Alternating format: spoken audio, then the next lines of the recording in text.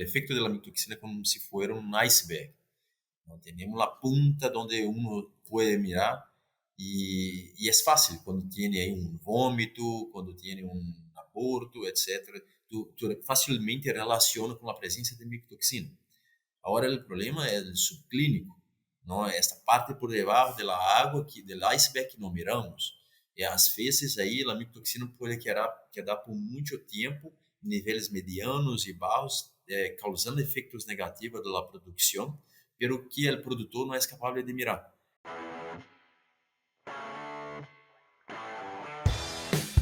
Hoy vamos a hablar sobre el impacto de las micotoxinas en la producción porcina. Para eso tengo la suerte de presentarlos al doctor Thiago Birro. Thiago, buenos días. Olá, Leandro, buenos dias. Um gusto estar aqui novamente com vocês. Thiago, para los que no te conocen, ¿nos contás un poquito cómo fue tu trayectoria en la industria porcina y qué es lo que estás haciendo ahora? Bueno, a princípio eu graduei em zootecnia em Universidade Federal de Viçosa, eu hice minha maestria e doutorado na Universidade Federal de Lavras, todos aqui em Brasil, não? Eu tive a oportunidade de trabalhar mais de um ano aí na produção de cerdos em Dinamarca e eu hice algumas investigações tanto em Canadá quanto nos Estados Unidos. Depois ingressei aí na indústria, não, trabalhando com enzimas. E há aí mais de 4 anos trabalhando com micotoxina em toda a Latinoamérica para DSM. Excelente. Thiago, yo sigo un informe que ustedes realizan sobre la presencia de micotoxinas, la incidencia de micotoxinas en diferentes regiones a partir de diferentes materias primas. Ahí te quiero preguntar, ¿cuáles son los impactos? ¿Qué es lo que ustedes ven más a menudo, más frecuentemente en términos de presencia de micotoxinas? ¿Cuáles son aquellas que vos decís tienen una presencia e impactan significativamente la producción? Perfeito. Nós hacemos análise de micotoxinas, Leandro, em todo o mundo, não? Pero vamos focar em Latinoamérica, onde nós consumimos, además de los granos locais, não? Os peruanos, os mexicanos, os chilenos, equatorianos, etc. Nós consumimos muito maíz americano, maíz brasileiro e maíz argentino, dependendo do preço, logística, etc. E esses 3 provedores de maíz são os grandes provedores de Latinoamérica. Nós temos as 3 micotoxinas principais. Primeiro, a fumonizina, com uma alta prevalência ou uma alta positividade, seguida de deoxivalenol, que nós conhecemos aí de vomitoxinas também, não é? E a zearalenona. Essas são as 3 principais micotoxinas, nos 3 granos.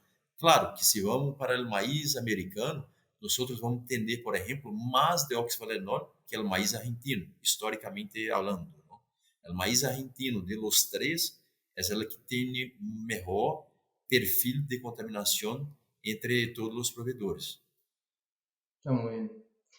Y cuando vos hablas de la presencia de estas micotoxinas, ¿cuáles son los principales órganos que se terminan afectando? O sea, sabemos que tiene un impacto en la producción y a veces uno se pierde toda la parte fisiológica que lleva a ese impacto.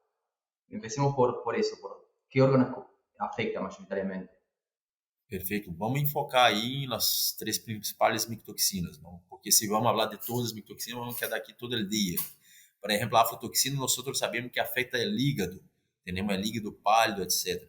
Pero enfocando nas 3 principais, nós temos a fumonizina. A fumonizina tem seu principal efeito imunossupressor. Não? Então, temos um efeito aí imunossupressor a nível intestinal. Não? Quando vamos ao deoxivalenol, o deoxivalenol depende do nível, pode causar úlceras, por exemplo, no estômago, pero seu principal efeito é no intestino, porque o deoxivalenol prejudica o turnover proteico. Temos aí algumas células que mantêm os enterocitos juntos, não? Que se chama claudina e ocludina. Então, o deoxivalenol prejudica o turnover dessas células, não? E vamos ter o aumento de permeabilidade intestinal. Então, se falando de deoxivalenol, seu principal efeito é no intestino, não? E aí há consequências que poderíamos falar depois, mas o intestino é o enfoque. Agora, quando vamos para zearalenona, não, aí vamos em animais em fase reprodutiva. Estamos falando de dos aparelhos reprodutivos. Então, temos muitos efeitos aí em função disso, retorno a cielo, abortos e tudo, mas são os principais aí, em las principais micotoxinas. Muy bien.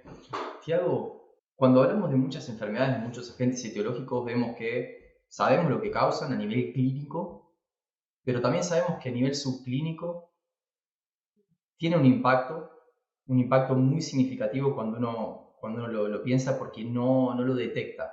O sea, como son subclínicas, nos están afectando y la falta de diagnóstico hace que acabemos perdiendo mucho más la mayoría de las veces que con cuestiones, que con concentraciones o con lesiones clínicas. En el caso de las micotoxinas, me interesa saber cuáles son ese impacto subclínico que se puede llegar a percibir, o no a percibir, ¿no? Pero a afectar la producción porcina, y cuál es ese punto de corte, porque uno manda a analizar las materias primas y tiene cierto rango, hasta acá es preocupante, hasta acá no, pero muchas veces nos perdemos eso, nos perdemos, ok, concentraciones subclínicas, ¿tiene un impacto? Uma boa pergunta essa, porque nós outros, eu costumo dizer, Leandro, que micotoxina é como se fosse, o efeito da micotoxina é como se fosse um iceberg. Não temos a punta onde uno pode mirar e é fácil quando tem aí um vômito, quando tem um aborto, etc. Tu facilmente relaciona com a presença de micotoxina. Agora, o problema é o subclínico, não? Esta parte por debaixo da água, do iceberg que não miramos. E às vezes aí a micotoxina pode quedar por muito tempo em níveis medianos e baixos, causando efeitos negativos da produção, pero que o produtor não é capaz de mirar. Então, nós sempre falamos de isso. Então, eu vou mencionar alguns, por exemplo. Efeitos imunossupressores. Aí temos, por exemplo, falta de ou barra resposta de vacuna. Nós estamos mirando isso com mais ênfase este ano de 2022. Temos muitos casos de falta de resposta de vacuna, não? E que uno não sabe por quê. Muitas vezes pensa que é a vacuna, pero pode ser uma relação com a fumoricina, por exemplo. Não quero aqui dizer que todos os problemas do mundo são as fumoricinas, não? Não quer dizer que todos os problemas de vacuna é fumoricina. Pero é interessante que nós levantamos esta informação para que uno pueda mirar, é ou não. Quizá vai ser nada, não tem fumoricina, não tem nada que ver uma coisa com a outra. Pero pode ser fumoricina e uno não está mirando e queda com este problema por muito tempo. Problemas respiratórios em crescimento e terminação. Eu tive a oportunidade de falar um pouquinho acerca de isso em El Swine Talks, não? Que não há muita gente em Latinoamérica mirando problemas respiratórios e fumoricina. Então, temos aí, por exemplo, quando há uma pasteurela com e sem fumoricina, o efeito é totalmente diferente com e sem fumoricina. A fumoricina potencializa os patógenos. Então, é um efeito subclínico também que uno não está mirando. Então, nós estamos fazendo ações aí educativas, não? Justamente acerca desses efeitos subclínicos. Indo um pouco para deoxyvalenol. Aumento, por exemplo, de presença de E. coli, de salmonela e outros patógenos a nível intestinal. Então, uno não mira o deoxyvalenol, está mirando aí o patógeno em si. Não? E hoje nós sabemos, com as restrições que estamos tendo em toda a Latinoamérica, com promotores de crescimento, o desafio de manter a saúde intestinal está aumentando cada dia mais. Então, uno necessita mirar as micotoxinas, as interações entre as micotoxinas e esses patógenos. Não? E não é fácil, porque é subclínico. Então, quando uno vê uma E. coli, uma salmonela, não vai relacionar primariamente, no primeiro momento, com a micotoxina. Não? E sacando a micotoxina, não vai regar o tema. Do que queremos é controlar a micotoxina e levar o problema ao nível que seja mais fácil o controle. Não? E o mesmo pode passar, Leandro, com a zearalenona, que tem o seu efeito mais clássico de todos, não? Vulva aumentada, e aí splay leg, aborto, outras coisas mais. Pero em níveis mais baixos, aí, medianos, pode prejudicar, por exemplo, o desenvolvimento de las primíperas, não? De las marranas jóvenes. Entonces, esses são efeitos subclínicos que uno não logra mensurar tão facilmente e genera muito prejuízo. Muy bien. ¿Qué efecto tiene sobre las hembras en desarrollo? O efeito, o trato reprodutor, reprodutivo não se desenvolve tão bem ou tão rápido ou tão perfeitamente. O que pode passar é amplo, não? Não se desenvolve tão facilmente ou tão prontamente quanto sem a presença de micotoxina. Então, por exemplo, tu pode adelantar o desenvolvimento aumentando o trato reprodutivo sem que a hembra esteja lista. Não, isso pode generar prejuízos mais adelante. Não, nós temos aí muita informação na literatura mostrando a diferença, por exemplo, de trato reprodutivo, o tamanho ou relação trato reprodutivo e peso do animal com e sem a presença de zearalenona. E nós vemos que com a presença de zearalenona, esse trato reprodutivo é muito mais grande, não? Então, se isso genera prejuízos aí no desenvolvimento da reprodutora, que quando chega allá vai ter problemas que nós não esperávamos que teria nesta idade. Y eso estamos hablando con, digamos, concentraciones subagudas también. Subagudas também. Por que subagudas? Zearalenona tem um efeito interessante que é cumulativo, não? Ou seja, vai quedar níveis baixos e medianos, pero em animais de vida larga, não? Como as cerdas, como as vacas, como as reprodutoras pesadas, tem efeito cumulativo. Quizá não vai ter nem em primeiro momento um efeito negativo, mas ao largo da vida do animal pode generar problemas. Então, esse é o problema de zearalenona em níveis subagudos. Tiago, tengo una pregunta, porque hay una gran preocupación a nivel global, ¿no? Por la tasa de descarte y de mortalidad, ¿no? De reproductoras. Están estudiándolo, hay un montón de mentes brillantes tratando de trabajar en entender esto. Y se lo ve a nivel global, se lo ve en la mayoría de las genéticas. Y ahí mi pregunta viene relacionada, porque una de las hipótesis es, o sea, que es multifactorial, pero que las micotoxinas podrían llegar a tener un rol en esto. ¿Cuál es tu opinión? Uma vez mais, não quero dizer que todo esse problema é causado por micotoxina, porque não é. Não, como tu dijiste bem aí, há problemas genéticos, há montones de coisas aí involucradas, não é como se fosse um somatório de coisas, não? Pero sem dúvida, nós outros como produção já sabemos que a zearalenona agrava esses efeitos. Não? Vai entrar como um fator somatório aí. Por isso é muito interessante e o retorno da inversão é sempre positiva para a proteção das hembras. Não? Já temos problemas, a zearalenona vai potencializar esses efeitos, não? Em aparelho reprodutivo, como eu mencionei na resposta anterior. Temos artigos aí, montones de artigos científicos publicados por grupos de investigação e desenvolvimento do mundo, não? Mostrando efeitos em aparelho reprodutivo e vai sumar, Leandro, vai sumar.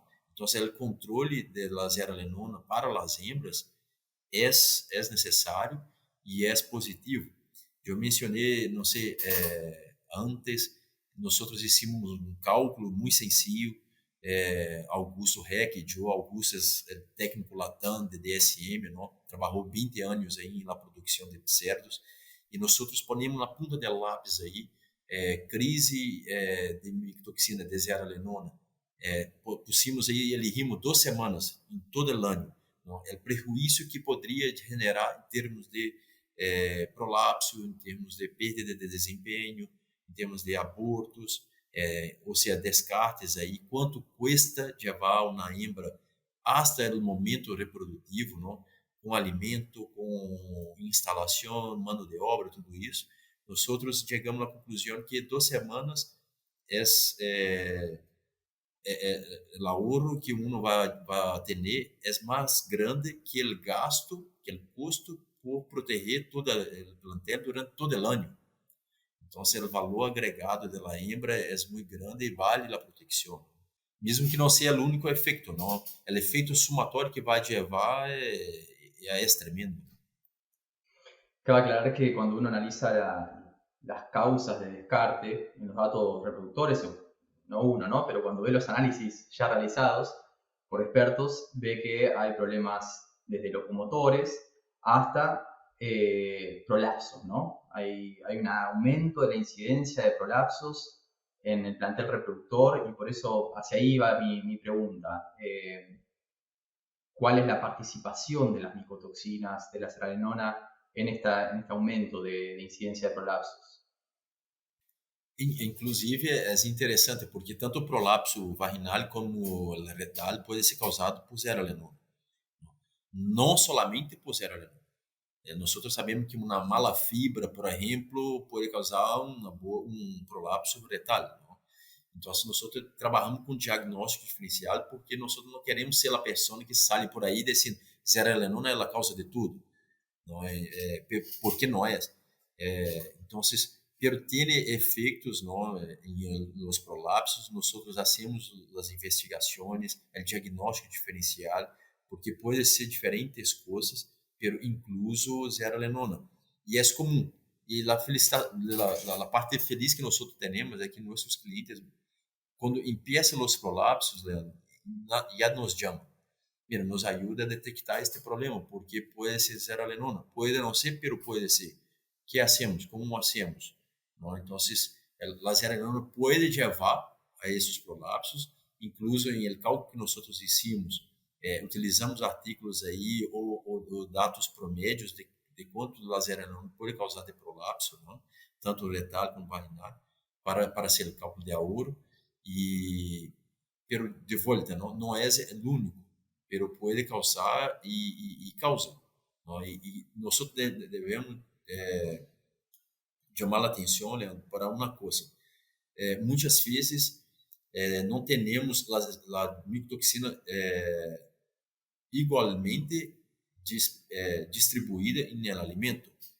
Então, temos uma granja, por exemplo, com 200, 500 marranas ou matrizes ou cerdas, não? E às vezes vamos ter um ou dois prolapsos porque há zonas de concentração. Não? Ou quizá essa marrana já vem aí, é mais sensível também aos efeitos negativos da zearalenona. Então, muitas vezes nos chamam por um ou dois prolapsos e aí tentamos já fazer as análises, etc., para tentar controlar, não? Arreglar dose e por aí vai.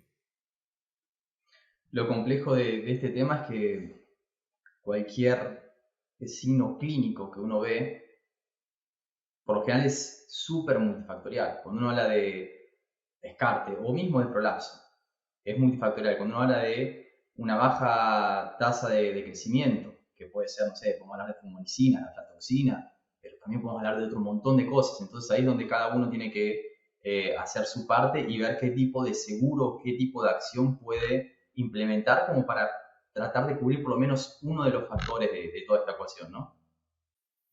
Exatamente. Nós outros, assim, muitas vezes eu vou dar um exemplo muito clássico para nós outros.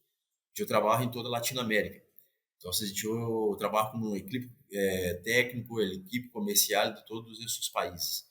E é comum, parece uma novela, não, de minha vida, recebi chamadas de muitas partes como: há problema de micotoxina, o que vamos fazer? Calma-te. A ver, vamos fazer a investigação, porque pode ser micotoxina, mas pode não ser. É como tu dijiste, efeitos multifatoriais. ¿No? E nós não queremos chegar ponendo uma solução para um problema A, ¿no? E outro tem um problema B. Necessita de solução para o problema B. ¿No? Então, nós fazemos a investigação, análise de micotoxina, falamos com a gente de campo para acercar desta gente e fazer a conclusão. Há micotoxina e há efeito de micotoxina que pode generar isso aí. Então, entramos com a solução. Então, essa é uma estratégia que es necesario hacerlo. Sí, no, y mismo te cuidás, porque si vos vas a darle tu solución y el problema no es causado por eso, por las micotoxinas, te van a decir, che, si yo tengo un problema, no me anda, no funciona. Entonces la importancia de hacer un buen diagnóstico, ¿no? Exatamente. Nós queremos proteger a todos, não? O cliente para não ser una inversión donde nos necesita, porque nuestro objetivo es siempre que el cliente gane plata, ¿no? En su producción para que nuestra producción latinoamericana siga creciendo. Entonces, si no tiene problema, no tiene que investir en este nivel. Claro, micotoxina tiene siempre que tener un nivel de seguridad, es como un seguro de vida, ¿no? Hay siempre que poner ahí, pero no aumentar a dose cuando no tiene el problema. Y claro, si ponemos la solución y no tiene el problema en micotoxina, no va a arreglar el problema. Entonces, son los dos. Nosotros tenemos siempre que hacer cada información para tomar la mejor decisión al final del día. Por eso siempre hablo com clientes de toda parte. A toma de muestra é clave, falar com a gente de campo é clave. São ferramentas muito importantes para a tomada de decisão acerca de proteção de micotoxinas. Ahí quería llegar a esa parte, Tiago. La toma de muestra, dijiste, sí, es algo súper importante. A veces nos hace entender qué pasó una vez se presenta el problema, ¿no? Mira, abortos en sitio 1 y vas a analizar la muestra y lo que pasa muchas veces es que uno tiene ese resultado después de que los animales se comieron el alimento. Entonces, me interesa que, un poco como para meternos ya en la parte final de la entrevista, nos hables de qué es lo que se puede hacer como para prevenir, ¿no? Tener alimento contaminado con micotoxinas o disminuir las chances de que te afecten. ¿Y qué se puede hacer como seguro cuando ese alimento es consumido antes de tener el resultado de laboratorio? Essa é uma pergunta buena, uma pergunta crítica e uma pergunta que desafia, não, a produção, porque estamos sempre reaccionando. Então, assim, vou tentar poner alguns pontos que ajudam. Número controle de micotoxina é como se fosse um seguro. Tu não põe quando necessita, tem que estar sempre aí. Não? Claro que uno pode manejar doses. Se a contaminação aumenta, necessita aumentar. Se a contaminação baixa, necessita baixar. Não? Pero aí sempre que ter a proteção. Há níveis seguros de micotoxina. Então, este é um. Uno necessita deste seguro. Número 2, há provedores, um deles são nós que hacemos muitas muestras em toda a Latinoamérica. Todos os meses, todas as semanas estamos fazendo. Então, necessita cercar de los provedores e pedir análise de micotoxinas, resultados de micotoxinas. Então, por exemplo, nós poderíamos mostrar uma tendência de aumento, uma tendência de barra de contaminação de micotoxina. E há, Leandro, dados históricos acerca do maíz americano, do maíz argentino, do maíz brasileiro, onde uno pode, mira, o maíz argentino sempre leva fumonitina. Estou mirando um dado aqui de 10 anos e sempre levou fumonitina. O que vai passar este ano? Vai levar fumonitina em diferentes níveis. Então, há um histórico onde uno pode tomar a decisão de proteger. Por exemplo, outro exemplo, oeste de Paraná, que tem uma das mais grandes produções de maíz brasileiro. O oeste de Paraná leva bastante tricoteceno. Então, se uno vai comprar maíz de aí, necessita proteger de tricoteceno. Então, já é um histórico. Maíz americano, número 1, fumonitina, 2, deoxalinona, 3, zearalenona. Vai chegar. Não? Aí a porcentagem histórica, este ano também vai passar isso. Níveis diferentes, claro.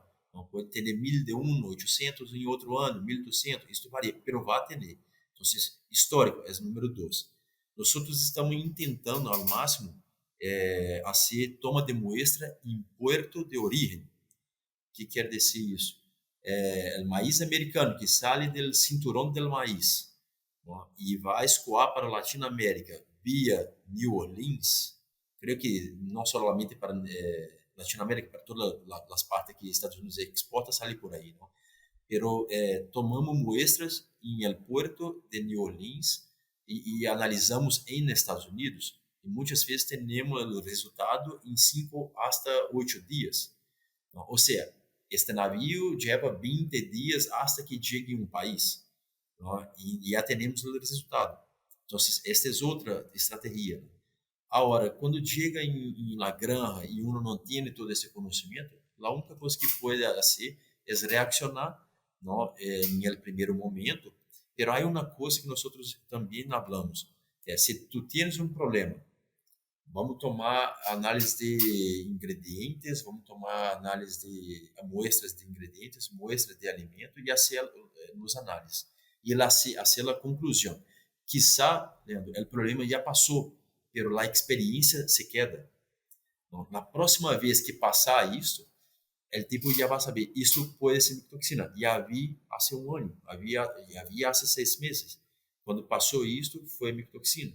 Então, uno pode reaccionar e fazer as análises também. Aún não temos a tecnologia, infelizmente, de, por exemplo, analisar antes de chegar ao animal. Este é o ideal, não? Analisar antes de chegar ao animal e fazer a inclusão do alimento antes. Pero há montones de estratégias, mencionei algumas aí, não? Que uno pode acercar-se para tomar a decisão. Não sei se contestei bem tu pergunta. No, sí, sí, sí, sí, y me viene otra. Hablabas de ese histórico que nos permite tener una idea de lo que va a venir en el futuro, ¿no? Y se me ocurre que hay muchos productores, por ejemplo, no sé, vamos a decir un productor en el centro de la provincia de Buenos Aires, ¿no? Que compra prácticamente todas las semanas un camión de maíz y lo va analizando y demás. Y sabemos que, a ver, hay una cosecha de maíz que representa prácticamente un año entero. Si yo estoy consumiendo un maíz, ¿no? De una zona determinada y yo veo que viene con niveles de serralenona y compro otra semana, siempre los animales se lo comen antes de yo tener el resultado de esa muestra en particular, ¿no? Eso ocurre en muchos casos. Pero si yo veo esta tendencia, ¿puedo asumir que esa región tiene altas chances de que continúe viniendo ese maíz con altas concentraciones de serralenona y ahí entonces aumento quizás la dosis de protección, digamos, de secuestrante, no secuestrante en este caso, pero de soluciones, sí? É uma coisa que sempre também incentivamos nossos clientes, não? A ser um controle, um histórico de região e também de provedor, que o provedor muitas vezes compra de várias partes, não? E esse intermediário envia ao cliente, então ter o histórico do provedor e ter o histórico da região quando uno compra diretamente. Nós sempre decimos que o controle, por exemplo, semanal ou quinzenal, tu vai ter um histórico e vai ter um comportamento que mostra uma subida, no aumento de contaminação. E uno tem que reaccionar, e vai ter que tomar uma decisão. E para isso, falando com a gente de campo, mire, está mirando, em tu exemplo, está mirando algum splay leg, problema vulva aumentada aí, problemas reprodutivos, aí problemas acerca disso ou não. E vai ter relatos, não? Se mira um aumento de micotoxina, tem que se acercar da gente de campo, porque o campo vai dizer a verdade. A análise de micotoxina é uma ferramenta muito útil, mas é a gente de campo que vai dizer, mira, estamos mirando, começando a mirar problemas de campo. Então, tu correlaciona com os resultados e aí reacciona aumentando a dose. Pero solamente o aumento de micotoxina, eu diria, acenda, prenda a luz amarilla, não a roja, amarilla, e aí empieza a acercar-se de campo, aí a luz roja, pero não de cara. Por exemplo, pode ser um problema de laboratório, né? Já mirei isso muitas vezes. Mira, chegou uma muestra, o laboratório hice e encontrou 2.000 ppb de serralenona. Se for um tipo assim, e aí, bom, vou pôr 10 quilos aqui porque o fim do mundo está chegando. Não, quizás um problema de laboratório, um problema com solvente, um problema com o kit, um problema de várias naturezas. Então, se a luz amarilla está passando algo em campo, e aí assim, este chequeio de laboratório também, muitas outras coisas. Muy bien. Tiago, y a la hora de aplicar este seguro, ¿no? Este seguro contra micotoxinas, ¿qué tipo de tecnologías hay disponibles para cuidarnos de las diferentes amenazas, diferentes tipos de micotoxinas que hay? Nós temos no mercado aí eu diria, mais de 500 soluções, ¿no? de micotoxinas. Pero uno necesita acercarse de informação para decidir qual é a melhor solução para ele. ¿No? Eu diria que os minerais, que são os mais clássicos, aí, há décadas que estão no mercado, ¿no? E aí temos aí minerais cáusticos, minerais sódicos, etc., que podem ser muito efetivos para o controle de aflatoxinas, controle de alcaloides de ergot, ¿no? Então, isso me leva a uma outra informação, que nossas análises, e hacemos milhares de análises em todo o mundo, e focando em Latinoamérica, a aflatoxina não é um problema de rotina para nós outros. ¿No? Tanto o maíz americano, argentino e brasileiro não tem muita aflatoxina. E o mineral é muito bueno para o controle de aflatoxina. ¿No? E tampouco temos problema de alcaloides de ergot, quizá pontuais. Quizá pontuais. O problema é fumonizina, deoxyvalenol e zearalenona. E os minerais não têm tanta efetividade no controle dessas toxinas. Por que eu digo não tem tanta? Porque a dissociação, o sequestro dessas toxinas não é zero. Se passa em hasta uma porcentagem. Por exemplo, uma zearalenona, estamos falando aí de 20 a 30, 40%. Alguns minerais podem chegar nesta amplitude de sequestro. A hora que passa em picos de contaminação, para atrapar 30%, 40%. Por isso, eu já vi em campo inclusões de produtos de 3, 4 quilos, hasta 8 quilos. Por quê? Não é efetivo. Não é zero, mas não é efetivo. E vale lembrar, não, em tempos como estamos vivendo hoje, de soja extremadamente cara, de maíz extremadamente caro, guerra na Ucrânia, problemas globais, não é? E alimento terminado caríssimo, o espaço de forma tem um custo alto. ¿No? Então, de volta, eu pido aí a todos os nutricionistas, nutrólogos, sanitaristas, hacer este cálculo. Quanto vale o custo de espaço de fórmula? Isso tem um custo alto.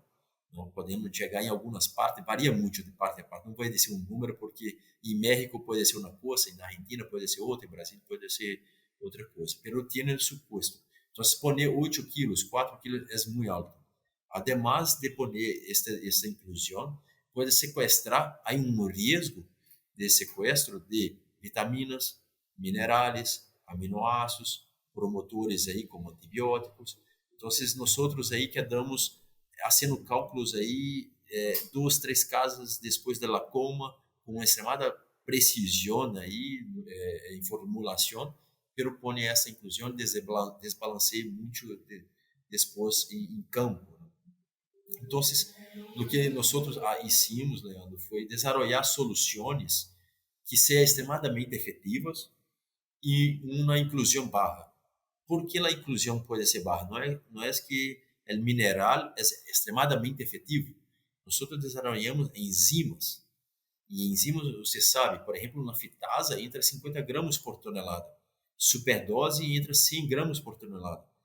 Então, estamos falando aí de enzimas que têm este mesmo nível de inclusão e, por isso, nós logramos ser efetivos, não, com barra inclusão. E não é Tiago aqui que está dizendo é efetivo, a biotransformação dessas enzimas é efetivo. Não, é a União Europeia, que não tem nada a ver com nenhuma companhia. Tem que ver com é responsável por a gente da Europa. Então, quando exporta para a União Europeia, quando tenta registrar produto na União Europeia, sabe o que estou falando? O nível de exigência da União Europeia é benchmark para todo mundo. Então, esses biotransformadores de fumonizina, de oxalenol, por exemplo, são registrados na União Europeia como a forma mais efetiva de controle dessas toxinas. Então, nós defendemos muito aí minerais, não? Caminhando mais para o final da pergunta aí, Leandro, os minerais para o controle de aflatoxina, alcaloides de ergot. A hora quando tu vai para esses grupos que estão mirando, que é zearalenona, fumonizina e tricotecenos, defendemos na biotransformação. por efetividad y baja inclusión. Excelente, excelente. Y un poco para cerrar, más allá de esto, ¿hay algo que podemos hacer a nivel grano en la recepción, hay zarandeadoras, no sé si viste, ¿no? No sé cuál es el grado de incorporación en Latinoamérica de filtrar esas partículas pequeñas de la materia prima que por lo general acumula más micotoxinas. ¿Cuál es el grado de incorporación de ese tipo de manejo? Son estrategias que pueden disminuir mucho la contaminación de micotoxina. ¿No? Tú dijiste ahí la saneadora, ¿verdad? Tenemos mesa densimétrica, pré-limpieza, outras estratégias aí. E funciona muito bem. Há artigos na literatura que mostram um comportamento linear, por exemplo, quando tu aumenta a densidade do grano, tu vai diminuir linearmente a contaminação de dióxido de valenol também, por exemplo. Então, estou falando de dióxido de valenol. No mesmo passa com outras micotoxinas. Não são todas as micotoxinas, pero melhora, sem dúvida. Por quê? É longo, vai desarrollar em el grano. Para ele desarrollar, tem que consumir o material del grano. E por isso vai diminuir a densidade. E quando tu saca esses materiais sem densidade, não com baixa densidade, tu vai diminuir a contaminação de micotoxina. Isso funciona. Agora, em que nível está aí em Latinoamérica? A produção, o consumo de grano é muito alto. Nós hoje, e eu posso falar a nível latino-americano, que não temos a capacidade não, de passar todo o grano consumido por esses equipamentos, por esses equipos. Não logramos assim essa distinção. Muita gente tem essas mesas, esses aparelhos, esses equipos, não, e assim, por exemplo, para animais mais sencillos. Por exemplo, uma matriz pesada, uma matriz de pollo, não? Uma gallina de pollo, uma cerda. Então, temos muitos clientes que estão usando essa estratégia para filtrar, não? Para selecionar granos para essas fases produtivas. Pero aún não está por toda parte. Não? Eu diria que é a minoria. Pero, sin embargo, há artículos aí que mostram que funciona muito bem. Muy bien. Sí, sí, sí. Y en caso tengamos diferentes calidades de materia prima, siempre recomendable la menor calidad a los gordos, ¿no? Al sitio 3, crecimiento y terminación, y guardarlo mejorcito para lo que es sitio 1 y sitio 2, ¿no? Que el volumen Isso es aí, menor. muita gente hace isso e hace bem, porque nós sabemos, por exemplo, que os lechones são o animalito mais sencillo al deoxyvalenol, por exemplo. Já está desafiado aí por destete, não? E aí vem deoxyvalenol, fumulizina, vai desafiar, é um animalito mais sencillo. As hembras eram lenone e outras mais, porque era uma fase muito tensa, muito estressante. Não? E quando juega para o engorde, está ponendo para um animal mais maduro, não? Do ponto de vista imunológico, etc. Pero, sin embargo, aún genera problemas. Entonces, no es que uno está se livrando totalmente del problema, ¿no? Pero está, claro, protegendo uno de valor más agregado, poniendo para un animal más resistente, pero tiene que mantener la atención. Como yo dije, la fumonitina tiene efectos ahí respiratórios em crescimento e terminação. Há gente que põe esses granos, Leandro, para a ganaderia, que também é um animal muito mais resistente que o cerdo, pero aún sí genera problema. Pero es una buena estrategia al final del día. Muy bien. Tiago, ¿algún mensaje final, recomendación que quieras dejar para los tomadores de decisiones que están en la audiencia? Bueno, micotoxina mesmo em níveis barros aí, não há níveis seguros. Eu sempre hablo com nossos amigos da produção, proteger como um seguro de vida hace parte, porque uno não quer viver um pico de contaminação, a perda é muito grande, o reemplazo de hembra cuesta muito, não? Então, esses animais de valor agregado alto, como as hembras e os lechones, é clave que utilizem um seguro, não? Uma inclusão de produto que seja constante, uno maneja para cima, para baixo aí, ao largo do ano. O crescimento e terminação, uno tem que ser mais sencillo, no em el cálculo de custo, pois o consumo de alimento é grande, pero incentivo a todos a hacer este cálculo, no, al final del dia. Toma de muestra é clave, Leandro, e quero sempre, toda vez que nós falamos, eu vou falar de toma de muestra, porque cada grano de maíz tem energia, pero nem todo grano de maíz vai ter micotoxina. Uno pode encontrar 100.000 ppb em um grano e vai encontrar zero em outro grano. Então, eu sempre incentivo nossos clientes a se treinamentos de toma de muestra, mostrar o impacto que isso tem na tomada de decisão, não? E acercar aí de provedores que fazem aí toma de muestras e que têm um bom histórico, não? De contaminação, para que uno pueda tomar a decisão mais assertiva, não? Que vai trazer um retorno na inversão mais positivo. E, ao final, assim, nem todos os problemas são micotoxinas. Então, existe um material que nós chamamos de diagnóstico diferenciado, que mostra ou ajuda o processo investigativo do cliente de identificar o problema. É micotoxina ou não é micotoxina? Então, também me quedo disponível aí, pongo todo o nosso equipo aí disponível, não, para cercar de los clientes e ajudar a identificar os problemas. Se for micotoxina, vamos ajudar porque temos a solução mais tecnológica do mercado. Não, agora, se não for micotoxina, vamos direcionar aí os clientes a cercar dos provedores de los outros problemas, que seja uma vacuna, que seja outras coisas mais. Não?